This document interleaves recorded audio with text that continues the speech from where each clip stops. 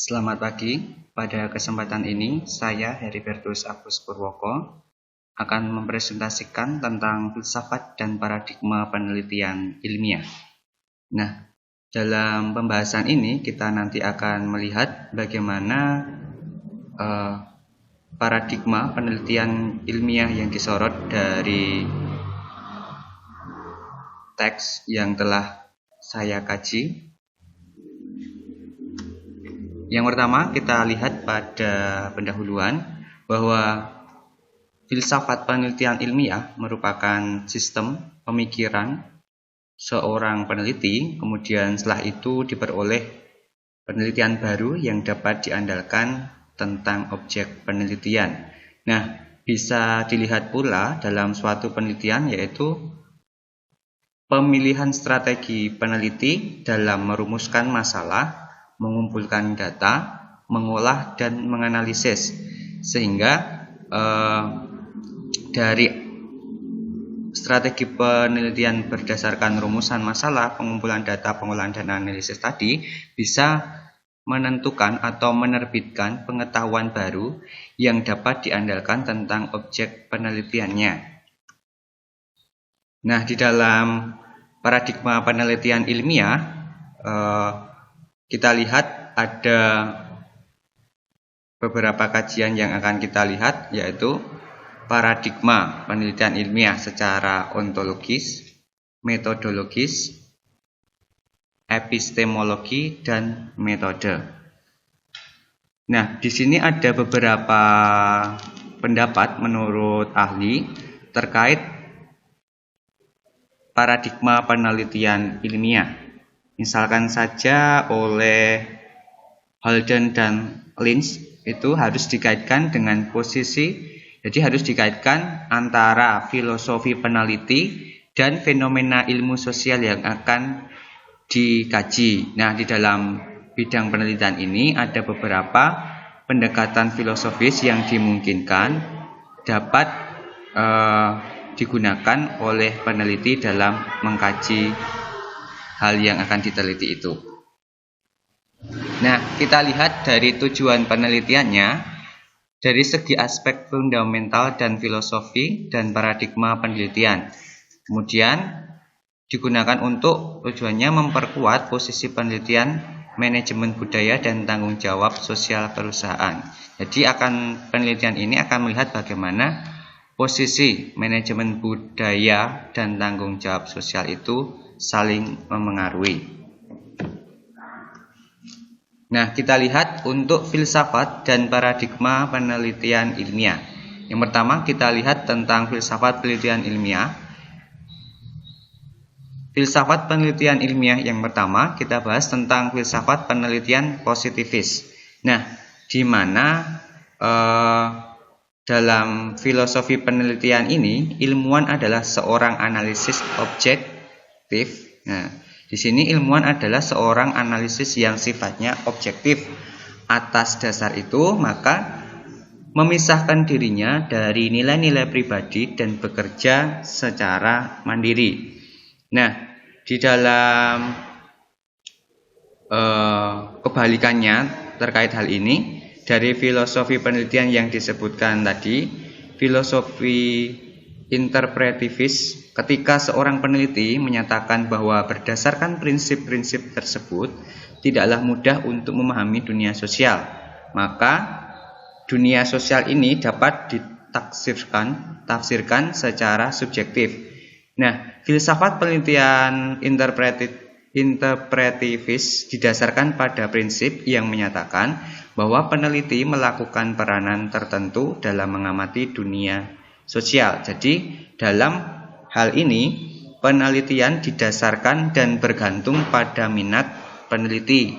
Jadi, suka-suka dari yang meneliti mau menginterpretasikannya seperti apa. Kemudian yang kedua, kita lihat untuk filsafat penelitian pragmatis. Nah, kalau yang filsafat penelitian pragmatis ini berkaitan dengan fakta. Nah, ada beberapa pendapat juga terkait filsafat penelitian pragmatis ini.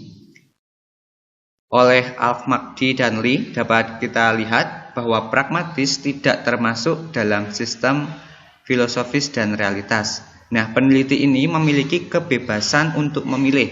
Nah, bebas dalam artian di sini adalah bebas untuk memilih metode, teknik, dan prosedur yang paling sesuai yang dapat digunakan sesuai dengan kebutuhan penelitiannya dan tujuan penelitian ilmiah mereka apa. Di dalam penelitian pragmatis ini tidak melihat dunia sebagai kesatuan yang absolut. Jadi kebenarannya adalah apa yang saat ini sedang beraksi, tidak bergantung pada pikiran yang tidak tunduk pada realitas dan dualisme pikiran. Yang ketiga, terkait filsafat penelitian realistik. Nah, dalam filsafat penelitian realistik ini didasarkan pada prinsip-prinsip filsafat penelitian positivis dan interpretivis tadi. Di dalam filsafat penelitian yang realistis ini didasarkan pada asumsi-asumsi yang diperlukan untuk persepsi tentang sistem objektif manusia. Nah, kita lihat bagaimana paradigma penelitian ilmiah. Paradigma penelitian ilmiah di sini adalah membantu untuk mendefinisikan filsafat penelitian ilmiah. Nah, literatur tentang penelitian ilmiah itu menyatakan bahwa seorang peneliti itu harus memiliki visi yang jelas tentang paradigma atau pandangan dunia yang memberikan peneliti landasan ada filosofisnya, teoritis, instrumental, dan metodologisnya. Nah, dalam paradigma penelitian ilmiah itu struktur luas yang mencakup ada persepsi, ada keyakinan dan kesadaran tentang berbagai teori dan praktik dalam penelitian ilmiah. Itu menurut Cohen. Nah, dari cakupan persepsi, keyakinan dan kesadaran yang banyak itu, maka dibutuhkan yang namanya prosedur yang tepat dengan beberapa tahapan. Nah, peneliti mengatasi tahapan tersebut, misalkan menciptakan hubungan antara tujuan penelitian dengan pertanyaan yang digunakan dalam proses penelitian itu. Nah, kita lanjutkan untuk paradigma dan filosofi penelitian ilmiah. Nah, paradigma dan filosofi penelitian ilmiah itu bergantung pada berbagai faktor. Bisa lihat di layar ini ada beberapa faktor. Yang pertama adalah model mental individu, kemudian ada pandangan dunianya, persepsi atau persepsi yang berbeda, kemudian ada sikap terhadap persepsi realitas, kemudian banyak keyakinan dan sikap yang terkait dengan persepsi realitas. Nah, keyakinan dan nilai peneliti ini penting dalam konsep untuk memberikan suatu argumen dan terminologi yang baik untuk mendapatkan hasil yang dapat diandalkan. Jadi dalam suatu penelitian, keyakinan dan nilai peneliti ini sangat penting dalam memberikan pendapat, argumen, dan terminologi agar hasil yang akan kita peroleh ini nanti dapat diandalkan. Kemudian apa saja komponen-komponen yang ada dalam paradigma penelitian? Yaitu yang pertama ada komponen epistemologi. Nah, di mana di sini parameter umum dan asumsi yang terkait dengan cara terbaik untuk menjelajahi alam dunia nyata. Kemudian yang komponen kedua, ontologi. Di sini adalah suatu asumsi umum yang dibuat untuk memahami hakikat masyarakat yang sebenarnya. Kemudian yang ketiga, untuk komponen paradigma penelitian, yang ketiga adalah metodologi, di mana kombinasi dengan teknik yang digunakan oleh para ilmuwan untuk mengeksplorasi situasi yang berbeda. Coba kita lihat untuk tabel perbandingan paradigma yang ada di sini. Ada paradigma, ontologi, epistemologi, dan research method. Nah, di situ ada beberapa paradigma yang kita gunakan, yaitu adalah konstruktivisme, interpretivisme, simbolik imperativis, dan pragmatis, serta positivis. Nah, di dalam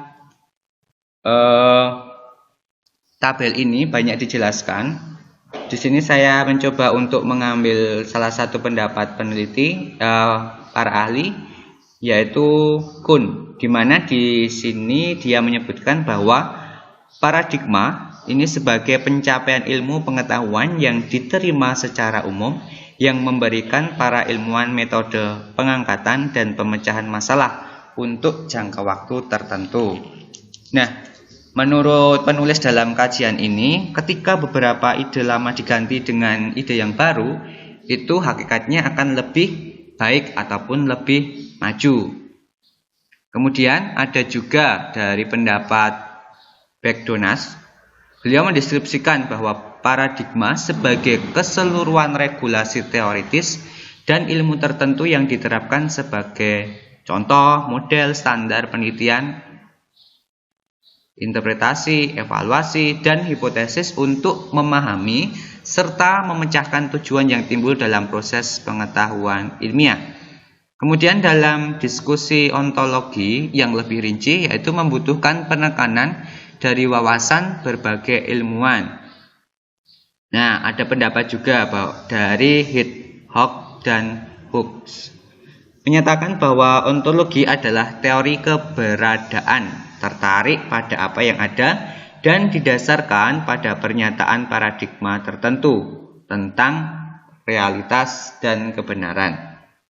Nah, pertanyaan yang paling penting yang membedakan penelitian sejauh ini ada 3 dan bergantung pada apakah perbedaan di antara asumsi terkait dengan teknik konstruksi realitas yang berbeda, ontologi, di mana menurut pendapat lagi Densim dan Lincoln, mayoritas pertanyaan yang diajukan adalah apa saja hal dalam kenyataan, bagaimana mereka sebenarnya terjadi. Nah,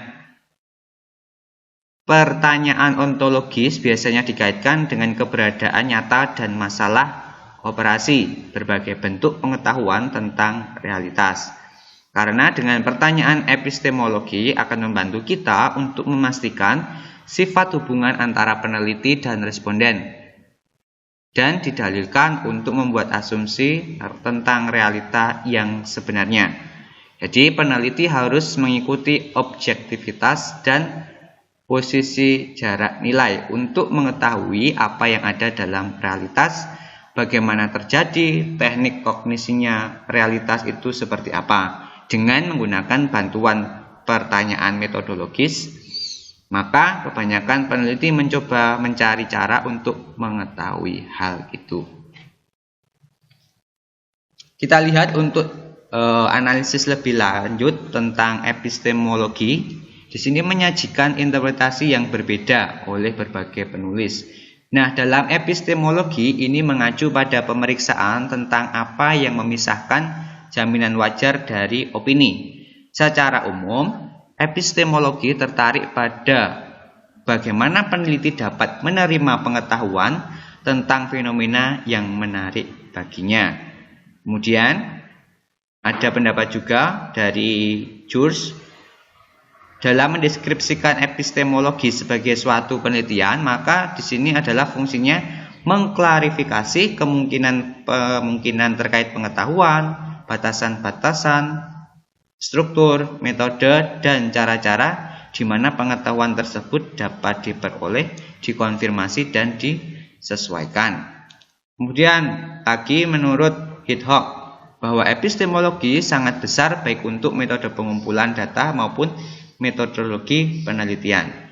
Nah, antara epistemologi dengan ontologi itu kaitannya erat karena jawaban atas pertanyaan-pertanyaan ini bergantung pada asumsi ontologis. Kita lihat untuk riset filosofi. Nah, di dalam riset filosofi di sini ada suatu penelitian yang dilakukan oleh para ahli. Kita mengambil contoh dari Guba dan Lincoln. Beliau menunjukkan bahwa fragmentasi perbedaan paradigma hanya dapat terjadi jika ada paradigma yang baru lebih canggih dari yang sudah ada. Nah, perbedaannya di situ. Jadi adanya atau timbulnya paradigma baru yang lebih canggih dari yang sebelumnya.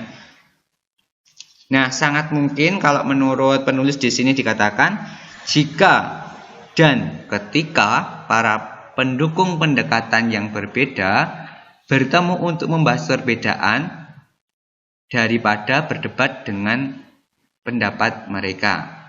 Nah, di dalam gambar ini tentang riset filosofi ini merangkum tentang elemen utama studi. Nah, dari tujuannya terkait hal ini tadi yaitu mengetahui bagaimana tingkat perkembangan budaya manajemen yang membuka peluang bagi organisasi untuk mengejar implementasi tanggung jawab sosial perusahaan.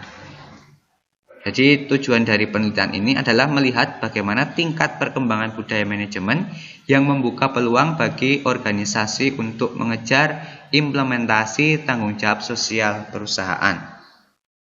Nah, di dalam penyusunan penelitian ini ada karyawan yang dijadikan suatu objek untuk penelitian. Jadi ada dua kelompok karyawan yang memiliki karakteristik sosiodemografis yang berbeda. Kemudian menempati posisi yang berbeda juga, baik karyawan kelompok 1 ataupun kelompok 2 ini. Kemudian diwawancarai dan data yang diperoleh dianalisis secara statistik. Nah, dari hasil statistik tadi kemudian diinterpretasikan. Nah, di dalam hasil penelitian ini, rehabilitas instrumen penelitian yang dikembangkan secara khusus dikemukakan. Nah, yang menjadi fokus utamanya adalah faktor-faktor budaya manajemen yang memengaruhi pelaksanaan tanggung jawab sosial perusahaan di tingkat organisasi. Nah, selama wawancara, selain karyawan juga mewawancarai manajernya. Nah, selama wawancara dengan manajer, budaya manajemen sebagai ekspresi formal budaya organisasi yang bertujuan untuk implementasi tadi terkait tanggung jawab sosial perusahaan terungkap. Nah, kita lihat bagaimana kesimpulan dari suatu penelitian yang kita bahas ini. Jadi, yang dikaji adalah peran budaya manajemen dalam tanggung jawab sosial perusahaan tadi. Budaya manajemen memengaruhi dalam pelaksanaan tanggung jawab sosial serta mengevaluasi reaksi partisipasi staf perusahaan dalam proses. Nah, diperoleh berdasarkan analisis yang dilakukan, ditunjukkan bahwa adanya kekurangan wawasan teoritis dan penelitian empiris yang perusahaan yang secara sistematis tadi menghubungkan antara budaya manajemen dan aspek tanggung jawab sosial perusahaan tadi. Kemudian dengan adanya penelitian ini tadi juga melihat bagaimana untuk menentukan pernyataan yang surplus atau yang lebih unggul ataupun tidak memberikan informasi yang cukup atau serta menetapkan pernyataan yang informasinya tidak hanya memverifikasi kejujuran responden. Jadi dalam hal ini akan diuji juga hasil yang kita wawancarai dengan karyawannya tadi, akan kita verifikasi benar nggak apa yang tadi dikatakan itu dikatakan karyawan dengan yang dikatakan dengan manajer terkait budaya manajemen dalam proses tanggung jawab sosial perusahaan. Nah, filosofi penilaian ahli didasarkan pada penjaminan kualitas itu mencakup isi instrumen penelitian ini. Jadi yang menjadi kayak alat bantunya untuk melihat kualitas isi dari penelitian yang dilakukan ini adalah bagaimana isi dari instrumennya. Jadi instrumen atau alat yang digunakan untuk proses menggali pertanyaan-pertanyaan itu yang menjadi kunci utamanya. Sehingga tadi dari pertanyaan-pertanyaan yang digunakan untuk mengungkapkan fenomena penelitian secara mendetail dan dapat memungkinkan tercapainya tujuan penelitian yang telah ditetapkan. Jadi instrumen penelitian di sini adalah sangat-sangat penting menjadi alat yang digunakan untuk proses menggali fenomena penelitian secara mendetail. Demikian presentasi yang dapat saya sampaikan. Mohon maaf bila ada kekurangan dalam penyampaian materi pada pagi hari ini. Terima kasih. Selamat pagi.